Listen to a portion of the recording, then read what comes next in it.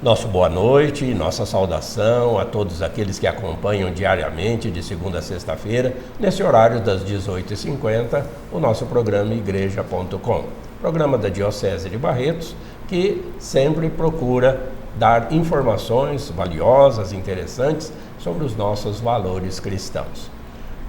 Nosso boa noite também, Dom Milton, nosso muito obrigado. Dom Milton, nessa noite aqui de 17 de outubro, nós estamos aí no meio do Sínodo da Amazônia, tão falado, tão famoso já no nosso país, né? E ele está se desenrolando lá no Vaticano.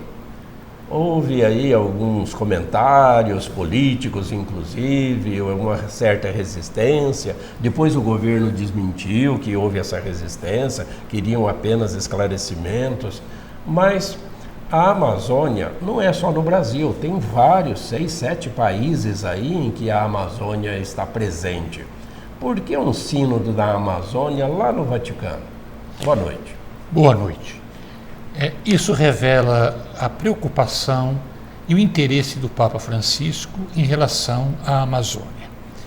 Não só o interesse no sentido na questão geográfica, embora isso tenha um valor, um peso muito grande, mas o interesse, sobretudo, no que diz respeito à evangelização da Amazônia, né? O Papa realiza esse sínodo em Roma para dizer da importância que esse tema tem, não só para a igreja que está na Amazônia, mas a importância que isso tem para a igreja no mundo todo. Com toda certeza, o sínodo da Amazônia, como nós estamos acompanhando nesses dias, ele será um momento muito importante para a vida da igreja. Mesmo porque temas que estão sendo abordados durante o sínodo, eles têm uma repercussão mundial. Toda uma repercussão mundial no sentido de que eles são importantes para toda a igreja. Por exemplo, o conceito da evangelização e cultura, né? Até que ponto a evangelização ela pode ser uma transmissão de fé, de valores. Até que ponto a evangelização não agride as culturas originárias, né? Ao contrário, leva a cultura à sua plenitude. Esse é um tema importante que está na pauta do sínodo. Um outro tema é a questão dos ministérios, não só no que diz respeito à ordenação dos viri probati, né? Dos homens casados, de homens casados que possam exercer o ministério sacerdotal, mas, sobretudo, os diversos ministérios. A igreja quer refletir sobre o papel da mulher na igreja, né? Embora ela não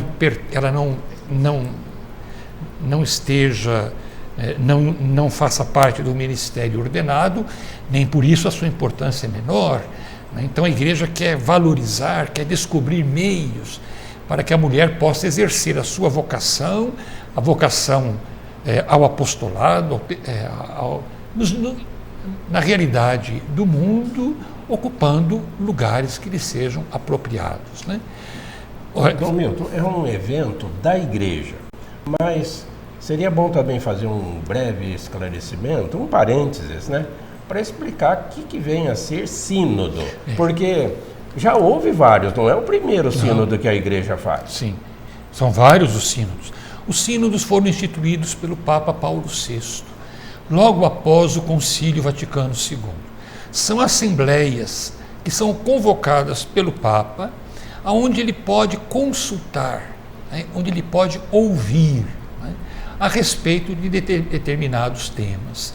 Então, nós já tivemos sínodos que tratou do celibato sacerdotal, nós tivemos sínodos que tratou da família, da juventude, do laicato, o último que tratou da realidade dos jovens. Então, são assembleias que o Papa convoca para ele poder ouvir. Sínodo, caminhar juntos. Isso Francisco, nesses últimos meses, tem insistido. A dimensão sinodal da igreja. A sinodalidade, né, que é citada, da igreja. Né? Quer dizer, esse caminhar juntos, né, que nós possamos trocar experiências, que nós possamos ouvir, que nós possamos falar. E são convocados bispos de todas as partes do mundo justamente para ter uma ideia, uma assessoria ao Papa, né?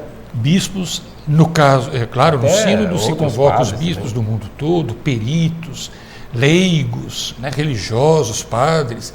No caso da Amazônia, embora haja participação de gente do mundo todo, mas a maior participação é dos bispos, daqueles que estão na Amazônia, aqueles que estão convivendo com a realidade amazônica, aqueles que conhecem a fundo, né,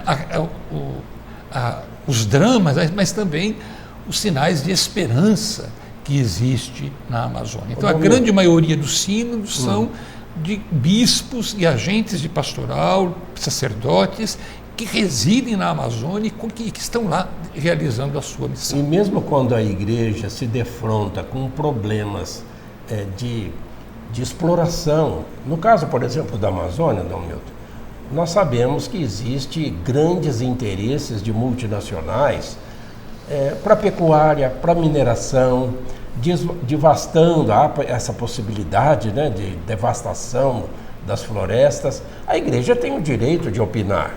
Com certeza, nesses casos, nessas questões.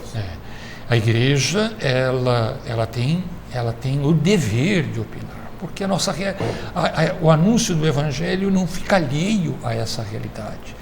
O anúncio do Evangelho não fica alheio à realidade dos povos indígenas, que se veem cada vez mais exprimidos, né? Cujas terras são invadidas por mineradoras numa busca ansiosa, né, pelos minerais, né? A igreja não pode ficar ali a realidade, por exemplo, dos povos indígenas que são ameaçados pelos garimpeiros, pelos garimpos que invadem os seus territórios, né? A igreja não pode ficar alheia à realidade da floresta, né? Há poucas semanas nós acompanhamos aí toda uma grande repercussão na imprensa, né, o número de incêndios nas florestas. Nós não podemos assistir isso de braços cruzados, como se isso não nos dissesse respeito. Então não é só um direito da igreja, é um dever. É o dever da igreja. Né? Se nós tomarmos os padres da igreja, se nós tomarmos, por exemplo, São Basílio, São João Crisóstomo, os grandes mestres da fé, nos primeiros séculos da igreja, portanto é algo que está na tradição da igreja. Né? Se nós olharmos para a ação dos padres, nós vamos ver o quão profetas eles foram diante da arbitrariedade dos poderosos, dos imperadores, né? O caso de São João Crisóstomo, que impõe sobre o imperador uma penitência. O imperador deve permanecer à porta da igreja por várias semanas, coberto de cinzas, pela penitência por uma guerra cruel que ele promoveu, que matou centenas, milhares de pessoas. Então, veja, não é uma realidade estranha. A realidade que o mundo vive não é estranho à evangelização, não. A igreja tem o dever de iluminar, de mostrar caminhos, de ajudar as populações e mesmo os governos a encontrar solução para os desafios que existem.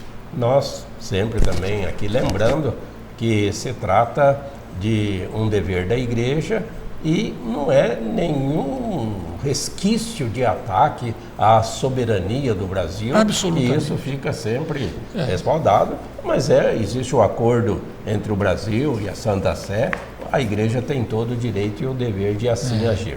E, Dom Milton, depois que terminando esse sínodo, vai ter uma palavra oficial do Papa Francisco. Com certeza.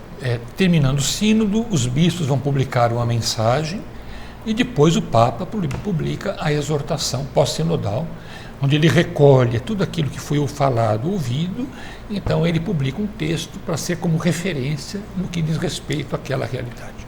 No momento como sua mensagem final, o Papa esses dias ele disse: o sínodo sem o Espírito Santo não tem valor nenhum. Duas coisas importantes ele fala: sem Espírito Santo o sínodo não avança. É essa abertura, a escuta ao Espírito, é a primeira atitude. Depois o Papa diz outra coisa que é importante. Ele diz que o sínodo é filho da encíclica Laudato Si. Se nós queremos conhecer o que é que vai ser de fato discutido, aprofundado, é preciso tomar a encíclica Laudato Si. Nosso pedido, então, ao Espírito Santo que continue iluminando os nossos bispos, o Papa Francisco e toda a Igreja, para que dê frutos, né, abundantes esse evento que está acontecendo lá no Vaticano. É assim o nosso programa Igreja.com. Mais uma vez, nosso agradecimento ao Dom Milton, que está sempre aqui semanalmente conosco e trazendo essas informações interessantes e valiosas dos valores cristãos para a nossa caminhada de fé. Boa noite. Fique agora com o telejornal Lombardes News.